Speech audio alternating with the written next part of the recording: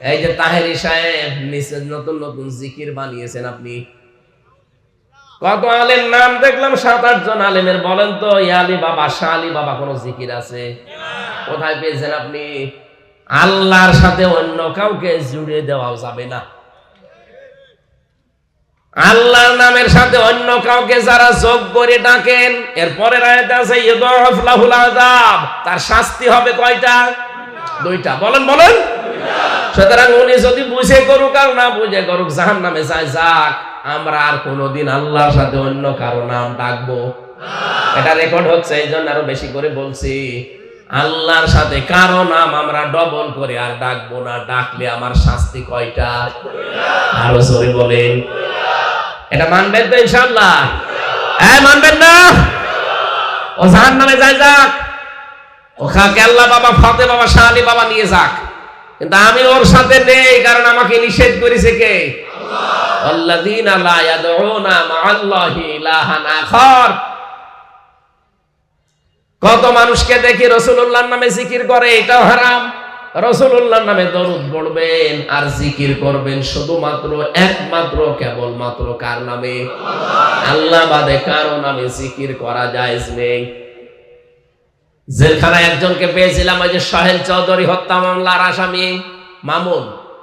সোহেল চৌধুরী নায়ক ছিল না? ওকে যে মেরে ফেলেছিল, সে 25 বছর জেল খাটতেছে। দেখতাম রাত 2:30-3টায় আমি আর মামুনুল হক উঠতাম তাহাজ্জুদের জন্য, আর ওই লোকটা উঠতো জিকির করার জন্য।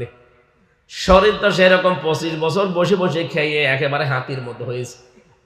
ওইটাই জিকির আরম্ভ করতো, ইয়া রাসূলুল্লাহ, ইয়া রাসূল। কি গো, ঘর কেঁপে ওঠে। 4 তলায় আমরা 3 তলায় আমরা 4 তলায়। একদিন ডাক দিয়ে বললাম যে ভাই কি করেন? বলছে হুজুর জিকির করি। কিসের জিকির? ইশকে। ইশকে কিসের ইশক? রাসূলুল্লাহ। রাসূলুল্লাহর ইশকে কোনো জিকির নেই। কে শিখিয়েছে আপনাকে? এই জেলে একজন এসেছিল, সবুজ পাগড়ি মাথায় দেওয়া, মাইজ ভান্ডারি বাবার মুরিদ। উনি এসেছিল, উনি আমাকে শিখিয়েছে, আমি ওর পর থেকে এই জিকির করি। মামুনুল হক বলল, ভাই না, এটা কোনো জিকির না, জিকির হবে কার নামে? আপনি আজকে থেকে ইয়া রাসূলুল্লাহ কোনো জিকির আর করবেন না। দেখলাম পরবর্তী দিনে উনি পাল্টিয়ে গেছে। উনি ওঠে জিকির করে শুধু আল্লাহু আকবার, আল্লাহু আকবার। ঠিক আছে, এটা করে। আর যদি আপনি শাস্তি থেকে, গজব আযাব থেকে, আল্লাহর বরদোয়া থেকে, আপনি যদি তার লানত থেকে বেঁচে থাকতে চান, তাহলে যখনই সময় পাবেন সব সময় পড়বেন আস্তাগফিরুল্লাহ।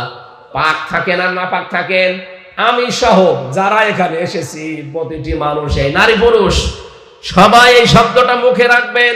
যেখানেই থাকেন, যে অবস্থায় থাকেন, আপনি পাক আছেন না পাক আছেন দেখা দেখির দরকার নেই, বলবেন আস্তাগফিরুল্লাহ, আস্তাগফিরুল্লাহ। দুনিয়ায় যে চিন্তা ভাবনা আছে, এইটা আস্তে আস্তে আল্লাহ আপনার দূর করে দেবে। আর এইটার কারণে কিয়ামতের ময়দানে আপনি বিশাল নেকির ঢের দেখতে পাবেন। সবচাইতে বড় বিষয়, আল্লাহ ওই আস্তাগফিরুল্লাহ পড়া অবস্থায় কোনো গজব আপনার প্রতি দেবে না। জোরে বলেন সুবহানাল্লাহ। এইজন্য আমাদের মাওলানা ঠিক করা লাগবে। আমাদের গাইডলাইন আমরা দেখবো রাসূলুল্লাহ কি বলেছে, হ্যাঁ আল্লাহ কি বলেছে, রাসূলুল্লাহ কি করেছে, এইটার নাম ইসলাম। ওর বাবা কি বলেছে, দাদা কি করেছে, এর নাম ইসলাম। রাসূলুল্লাহকে আল্লাহ 27 বছর পরে ফেরত পাঠাচ্ছেন। যান, প্রথম নাম্বার এই দুনিয়ায় যে উম্মতকে বলবেন, আল্লাহ প্রথম আদেশ দিয়েছে সব মানুষের জন্য এই, وَقَضَى رَبُّكَ أَلَّا تَعْبُدُوا إِلَّا إِيَّاهُ وَبِالْوَالِدَيْنِ إِحْسَانًا। আল্লাহ বলেন, আমি রায় দিলাম, আমি সিদ্ধান্ত নিয়ে ফেললাম। আমি কজা মানে রায় দেওয়া, সিদ্ধান্ত নেওয়া, ফায়সালা করা। আমি ফায়সালা দিয়ে দিয়েছি যে আমি আল্লাহ ছাড়া কারো ইবাদত করা যাবে না। বাংলার মুসলমানেরা বলেন তো রায়, এই শব্দটা কোনোদিন শোনেননি? বাংলাদেশে রায় হয় না।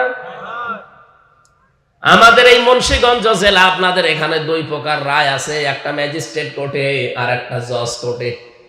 এরপরে আরো 2টা রায় আছে ঢাকাতে, একটা হাইকোর্টে আর একটা সুপ্রিম কোর্টে। ওখানে আবার 2 ভাগ আছে। এই বাংলাদেশে সর্বমোট রায় কয়টা পেলাম? আরো জোরে।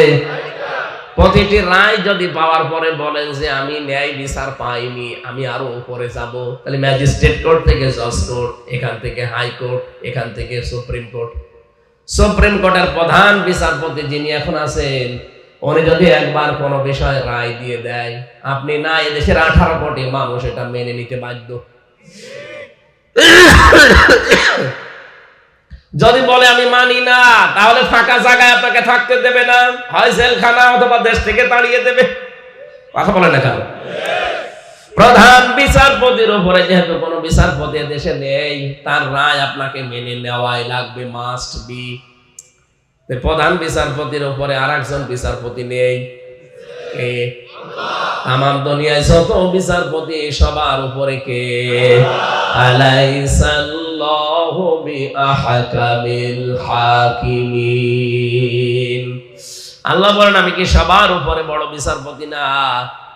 আমি আল্লাহ যদি কোনো বিষয় একবার রায় দিয়ে দেই, আমার রায় যদি কেউ মানতে অস্বীকার করে, আমার রায়ের বিরুদ্ধে যদি কেউ অবস্থান নেয়, ইয়া মা'শারাল জিন্নি ওয়াল ইনসি ইন ইসতাতা'তুম আন তানফুযু মিন আকতারিস সামাওয়াতি ওয়াল আরদ ফানফুযু লা তানফুযুনা ইল্লা বিসুলতান। জবান খুলে পড়েন ফাবিআইয়ি আলা'i রাব্বিকুমা তুকাদ্দিবান। রব্বুল আলামিন বলেন, হে জিনার মানুষেরা, আমার আইন, আমার রায় যদি ভালো না লাগে, আমার আসমানের নিচ থেকে জমিনের উপর থেকে বের হয়ে যা। কোথায় যাবি? যেখানে যাবি ওইটা কার? সুতরাং বের হয়ে যাওয়ার জায়গা যেহেতু নেই, আমার রায়গুলো মেনে নে। আল্লাহর প্রথম রায় এই যে আল্লাহ বাদে কারো ইবাদত করা যাবে না। অন্যান্য ধর্মের লোক যারা আছেন, আমি বহু ধর্মের লোকের সাথে মিশে দেখেছি। এই পৃথিবীতে প্রায় 4,500-এর উপরে ধর্মের লোক আছে। বাইরের রাষ্ট্রগুলো যখন যায়, আমি ইহুদির সাথে মিশেছি, খ্রিস্টানের সাথে মিশেছি, বৌদ্ধর সাথে মিশেছি, হিন্দুদের সাথে তো বাঁশের দাদা বাবুদের কাছে গেলে মিশাই লাগে। দেখেছি এই মানুষগুলো সবাই একজনকে কিন্তু বিশ্বাস করে যে আল্লাহ একজন আছে। কি কথা বলে না কেন? বলি ইয়া আহলাল কিতাব তাআলাউ ইলা কালিমাতিন সাওয়াইন বাইনানা ওয়া বাইনাকুম আল্লা না'বুদা ইল্লাল্লাহ। আল্লাহ পাক বলেন, হে নবী, ওদেরকে আপনি ডাক দেন। অন্য ধর্মের যারা আছে বলেন যে আসো আমরা সবাই একটা কথার উপরে একমত হই যে আল্লাহ না'বুদা ইল্লাল্লাহ, আল্লাহ বাদে কারো ইবাদত আমরা করব না। কি কথা বলে না কেন? আরে বাংলাদেশে আমরা অন্যান্য ধর্মের যারা আছে সবাইকে বলছি আসেন, আপনারাও কিন্তু বিপদে পড়লে আল্লাহকে ডাকেন। আমি যখন বরিশালে পড়তাম দেখেছি, ওই সময় তখন ব্রিজ ছিল না, লঞ্চে নৌকায় যাওয়া লাগতো। নৌকায় করে যাচ্ছে, হঠাৎ ঝড় উঠেছে, নৌকা কাঁপাকাঁপি করছে। দাদার দাদি হিন্দু, ওরা দেখছে পড়ছে লা ইলাহা ইল্লাল্লাহ। কি গো, চেহারা দেখে মনে হচ্ছে অন্য ধর্মের। কালেমা পড়েন কেন? বলছে দেখো যে ঝড় উঠেছে, কালী দুর্গার কাজ না, আল্লাহ লাগবে। যে ঝড় উঠেছে এই ঝড় থামাতে কালী দুর্গায় হবে না, এখন আল্লাহ লাগবে। সবার মনের ভেতরে এটা আছে যে আল্লাহ একজন আছে, কেউ উপরওয়ালা বলে ডাকে, আমরা বলি কি আরো জোরে। সবাই যখন আসেন, আপনি খ্রিস্টানদের কাছে যান, আমি পেয়েছি তাদের কাছে, তারা মোসা নবীকে জোসেফ বলে ডাকে। আমি ইহুদির সাথে মিশেছি থাইল্যান্ডে, যে ওই মানুষগুলো হযরতে মোসাকে ওরা ডাক দেয়, হযরতে ঈসা নবীকে তারা যিশু বলে ডাক দেয় খ্রিস্টানরা, মোসা নবীকে ইহুদিরা বলে জোসেফ। আমি নবীর কথা যখনই আলোচনায় তুলেছি, আমাদের নবীর নাম মুহাম্মদুর রাসূলুল্লাহ, ওদের ওই ভাষা ইংরেজি অথবা দেশীয় ভাষা দিয়ে কথা বলে, পাশে আবার বাঙালি নিয়ে থাকি, তো ওরা ট্রান্সলেশন করে দেয়, বলে ওরা বলতে চায় যে ওদের নবীর নাম নাকি জোসেফ, যিশু। হ্যাঁ, নবীর নাম জোসেফ ওরা বানিয়েছে, আমার আল্লাহর দেওয়া নাম হচ্ছে মূসা। নাম কি? ওরা নাম দিয়েছে যিশু, ওরা নিজেরা বানিয়ে। আমার আল্লাহর দেওয়া নাম হচ্ছে হযরতে ঈসা রূহুল্লাহ। নাম ঠিকই আছে, নাম পাল্টিয়েছে, তাতে কি? ব্যক্তি একজনই, ওরা আল্লাহ একজন আছে বিশ্বাস করে, কিন্তু আল্লাহর ছেলে আছে মেয়ে আছে এইটা মানে, এই কারণে ওরা মুশরিক।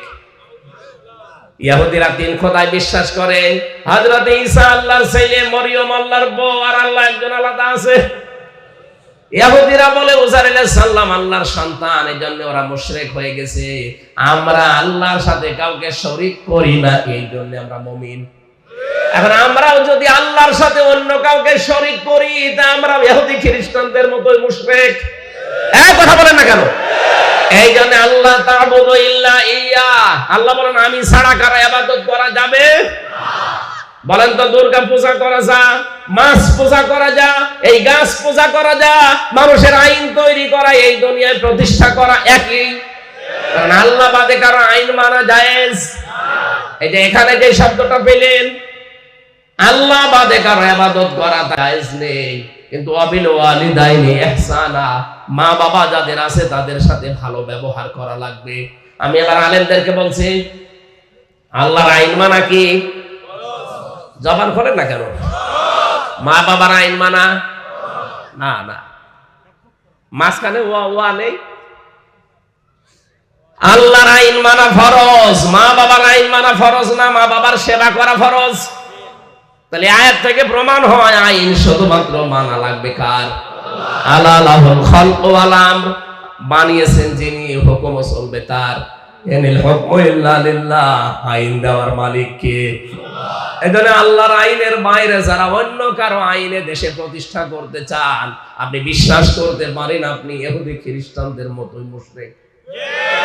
নিয়ে আসবেন কোন হুজুর? নিয়ে আসবেন, নিয়ে আসেন দেন। আল্লাহর আইনের বাইরে যারা মানুষের তৈরি করা আইনে দেশে কায়েম করতে চাচ্ছেন, সে যে নামেই হোক, আপনি কিন্তু মুশরিক হয়ে গেছেন। কি আল্লাহ যারা এটা ইবাদত করা লাগবে নির্ভেজাল ভাবে, এর ভেতরে কোনো ভেজাল থাকলে চলবে না। ওমা উমিরু ইল্লা লিয়াবুদুল্লাহা মুখলিসিনা লাহুদ্দিন, আমাকে আদেশই করা হয়েছে আমি যেন একনিষ্ঠ ভাবে নির্ভেজাল ভাবে ইখলাসের সাথে দিন মানি। কার দিন? আল্লাহ। ওয়াবিল ওয়ালিদাইনি ইহসানা, এবার ভালো করে খেয়াল করবেন। আমি আল্লাহ তোদেরকে আদেশ দিলাম, এই পৃথিবীতে আমার পরে যেহেতু তোকে এই দুনিয়ায় আনতে সবচাইতে বেশি কষ্ট করেছে তোর মা আর বাবা। বিজ্ঞান এখন প্রমাণ করছে একটা সন্তানকে দুনিয়ায় নিয়ে আসতে মায়ের কমপক্ষে 57 ইউনিট কষ্ট সহ্য করা লাগে। কত? এখানে যত শক্তিশালী মানুষ আমরা আছি, সর্বোচ্চ 45 ইউনিট কষ্ট দিলে আপনি মরে যাবেন, আর বাঁচবেন না। কিন্তু একটা মা দুনিয়াতে আমার মুখ দেখতে গিয়ে 57 ইউনিট পর্যন্ত কষ্ট সহ্য অলরেডি করেছে। এই জন্য আল্লাহ বলেন আমার পরে আমি দুনিয়ার কারো নাম দেইনি, সেবা করার জন্য, খেদমত করার জন্য তোর মায়ের নাম বাবার নাম দিয়ে দিলাম। ইম্মা ইয়াবলুগান্না ইনদাকাল কিবারা আহাদুহুমা আও কিলাহুমা ফালা তাকুল লাহুমা উফিন, তাদের ভেতরে একজন অথবা দুইজন যদি বার্ধক্য অবস্থায় পৌঁছিয়ে যায়, সাবধান, কোনদিন উফ শব্দ পর্যন্ত বলবি না, এবং তারাও যেন না বলে। তাফসীরের ভেতরে উফিন শব্দের ব্যাখ্যা পেয়েছি আমি, হাতের ভেতরে আঙ্গুলে এভাবে চাপ দেন, একটা মট করে আওয়াজ হয়েছে, এই যে একটু ব্যথা পেলাম, এইটার নাম উফিন। মা বাবার খেদমত করতে গিয়ে কেউ যেন এ কথাও না বলে যে আর পারা যায়, আর কত না, এটা বললে আপনার পেছনের আমল আখলাক সব আল্লাহ নষ্ট করে দেবে। কত মানুষ সহ্যের বাইরে চলে যায়, তখন বলেই ফেলে যে এ ছাতা আর কতদিন টানবো, কথা বলে না, শেষে বলে যে আলাদা করে দিলাম, অথবা বাড়ি থেকে তাড়িয়ে দেয়, অথবা অনেক দেশে দেখতে পাচ্ছি বৃদ্ধাশ্রমে রেখে আসে। কয়েকদিন আগে আমি গিয়েছিলাম নীলফামারী জেলার কিশোরগঞ্জ থানায়, একটা বৃদ্ধাশ্রম নিয়ে গেল আমারে দেখতে। এই কোলে 25 জন, এই কোলে 25 জন মা আর বাবা বসে আছে।